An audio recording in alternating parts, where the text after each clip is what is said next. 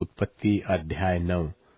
फिर परमेश्वर ने नूह और उसके पुत्रों को आशीष दी और उनसे कहा कि फूलो फलो और बढ़ो और पृथ्वी में भर जाओ, और तुम्हारा डर और भय पृथ्वी के सब पशुओं और आकाश के सब पक्षियों और भूमि पर के सब रेंगने वाले जंतुओं और समुद्र की सब मछलियों पर बना रहेगा। वे सब तुम्हारे वश में कर दिए जाएंगे।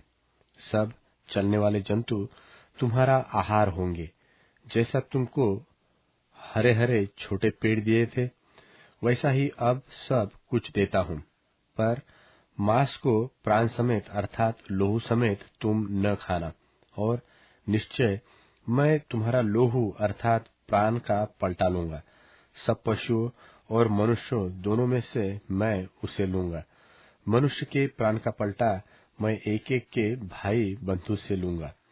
जो कोई मनुष्य का लोहू बहाएगा, उसका लोहू मनुष्य ही से बहाया जाएगा, क्योंकि परमेश्वर ने मनुष्य को अपने ही स्वरूप के अनुसार बनाया है।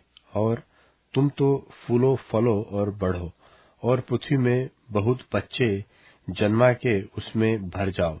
फिर परमेश्वर ने नूह और उसके पुत्रों से कहा, सुनो, मैं तुम्हारे साथ और तुम्हारे पश्चात जो तुम्हारा वंश होगा उसके साथ भी वाचा बांधता हूँ, और सब जीवित प्राणियों में से भी जो तुम्हारे संग है, क्या पक्षी, क्या घरेलू पशु, क्या पृथ्वी के सब बनेल पशु, पृथ्वी के जितने जीव जंतु जहाज से निकले हैं, सबके साथ भी मेरा यह वचन है, मेरी यह वाचा बनती है।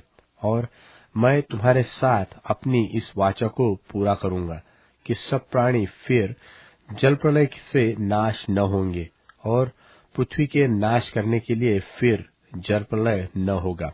फिर परमेश्वर ने कहा, जो वाचा मैं तुम्हारे साथ और जितने जीवित प्राणी तुम्हारे संग हैं, उन सब के साथ भी युग युग की पीढ़ियों के लिए बांधता हूँ, उसका यह चिन्ह है कि मैंने बादल में अपना धनुष रखा है। वह मेरे और पृथ्वी के बीच में वाचा का चिन्ह होगा। और जब मैं पृथ्वी पर बादल फैलाऊं, तब बादल में धनुष देख पड़ेगा। तब मेरी जो वाचा तुम्हारे और सब जीवित शरीरधारी प्राणियों के साथ बंधी है, उनको मैं स्मरण करूंगा। तब ऐसा जल प्रलय फिर न होगा जिससे सब प्राणियों का विनाश हो। बादल में जो धनुष होगा, मैं उसे देख के यह सदा की वाचा स्मरण करूंगा, जो परमेश्वर के और पृथ्वी पर के सब जीवित शरीरधारी प्राणियों के बीच बंधी है। फिर परमेश्वर ने नूह से कहा, जो वाचा मैंने पृथ्वी भर के सब प्राणियों के साथ बांधी है, उसका चिन्ह यही है। नूह के जो पुत्र जहाज में से निकले, वे शेम, हाम और एपेत थे। और हाम तो कनान का पिता हुआ।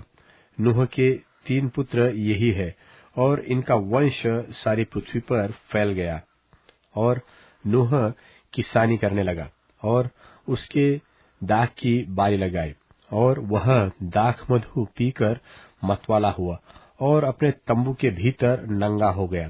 तब कनान के पिता हाम ने अपने पिता को नंगा देखा और बाहर आकर अपने दोनों भाइयों को बतला दिया। तब शेम और येपेद दोनों ने कपड़ा लेकर अपने कंधों पर रखा और पीछे की ओर उल्टा चलकर अपने पिता के नंगे तन को ढांप दिया। और वे अपना मुंह पीछे किए हुए थे, इसलिए उन्होंने अपने पिता को नंगा न देखा।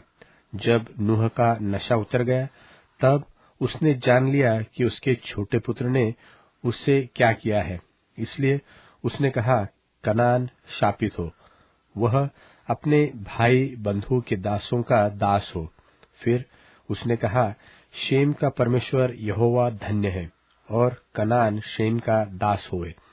परमेश्वर एपेत के वंश को फैलाए, और वह शेम के तंबुओं में बसे, और कनान उसका दास होए। जल प्रलय के पश्चात नूह 350 वर्ष जीवित रहा, और नूह की कुल अवस्था 950 वर्ष की हुई। तत्पश्चात वह मर गया।